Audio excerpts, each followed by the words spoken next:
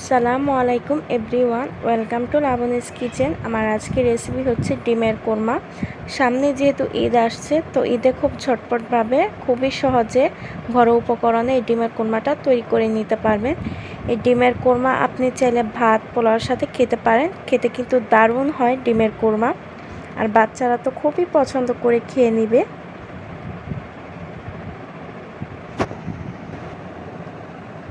তো চলুন তাহলে কথা না বাড়িয়ে মূল রেসিপিতে চলে যাই। এখানে আমি 5টি ডিম নিয়েছি, ভালোভাবে পরিষ্কার করে ধুয়ে ডিমটাকে ছিলে নেওয়ার পর একটু কেচে নেবেন। এখন হাফ চামচ লবণ দিয়ে দিলাম।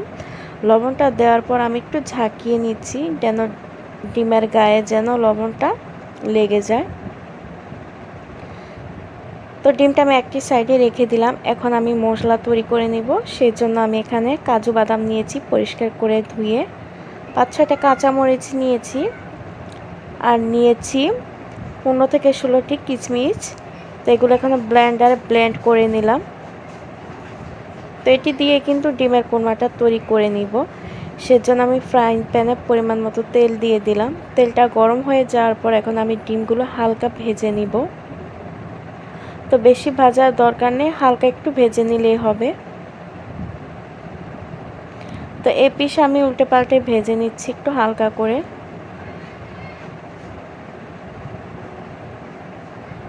এই তো দেখুন, ডিমগুলো কিন্তু হালকা ভাজা হয়ে গেছে। এখন আমি তুলে নিচ্ছি।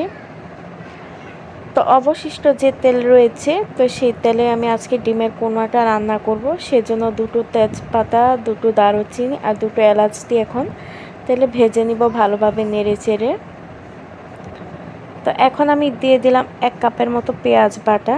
তো পেঁয়াজটা এখন ভালোভাবে ভেজে নিব। আপনারা চাইলে কিন্তু পেঁয়াজ বাটার পরিবর্তে পেঁয়াজ কুচিও দিতে পারেন, তবে আমার মনে হয় পেঁয়াজ বাটাটা দিলে ফ্লেভারটা ভালো আসবে। এখন দিয়ে দিতে 1 চা চামচ আদা বাটা আর হাফ চা চামচ রসুন বাটা দিয়ে ভালোভাবে নেড়ে চেড়ে কষিয়ে নিচ্ছি মশলার সঙ্গে।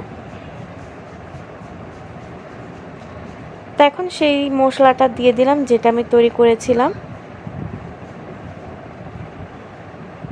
তো এখন ভালোভাবে নেড়ে চেড়ে মিশিয়ে নিচ্ছি।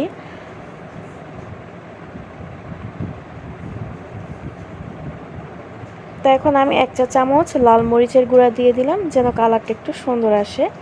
আর হাফ চা চামচ গরম মশলার গুঁড়ো দিয়ে আবার ভালোভাবে একটু নেড়ে চেড়ে নিচ্ছি। পাশে এভাবে ট্রাই করে দেখবেন, ডিমের কোরমা খেতে কিন্তু অসম্ভব মজা লাগে। তো এখানে আমি 1 কাপ দুধ দিয়ে দিলাম, লিকুইড দুধ। আপনারা চাইলে কিন্তু গুঁড়ো দুধও দিতে পারেন গরম পানির সঙ্গে মিশিয়ে। এখন ভালোভাবে আবার নেড়ে চেড়ে নিচ্ছি। দেখুন বলক চলে এসেছে। তো সে পর্যায়ে এখন আমি ডিমগুলো দিয়ে দিচ্ছি। তো আবার ভালোভাবে একটু নেড়ে চেড়ে দিচ্ছি। তো এখন আমি স্বাদ মতো লবণ দিয়ে দিচ্ছি। আশা করছি আমার আজকের রেসিপিটা আপনাদের কাছে ভালো লেগেছে। তো এখন আমি 4-5টা কাঁচামরিচ একটু ভেঙে দিয়ে দিচ্ছি, যেন ফ্লেভারটা ভালো আসে।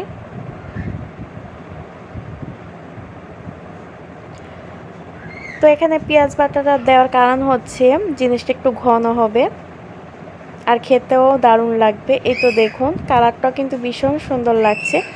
লাস্টে আমি 2 চা চামচ ঘি দিয়ে আবার একটু নেড়ে চেড়ে নিচ্ছি। এখন আমি দিয়ে দিলাম পেঁয়াজ বেরেস্তা। আবার ভালোভাবে একটু নেড়ে চেড়ে নিচ্ছি। এই তো আমার ডিমের কোরমাটা কিন্তু রান্না হয়ে গেছে। এখন আমি পরিবেশন করে নিব। আপনারা চাইলে কিন্তু ডিমের কোরমাটা ভাত বা পোলাওর সাথে খেতে পারেন, অনেক ভালো লাগবে।